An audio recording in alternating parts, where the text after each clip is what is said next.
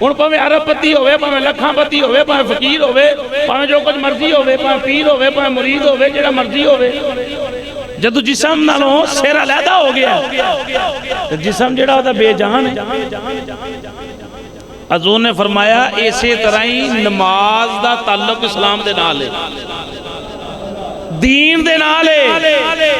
अगर बंदा नमाज छड़ दे तो दा बाकी दीन बेजान है, उसके अंदर जान कोई नहीं।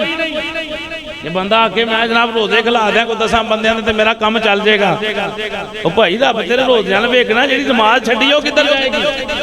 पहला उन्होंने सुझिया कर, फिर तेरे रोजे, फिर तेरे नफल, फिर तेरिया ज़कातां, फिर तेरे सारे काम। बात समझ आ रही कि नहीं भाई? अल्लाहु अकबर। हुज़ूर ने फरमाया नमाज का दीन के साथ ऐसा ताल्लुक है जैसा सर का जिस्म के साथ ताल्लुक है।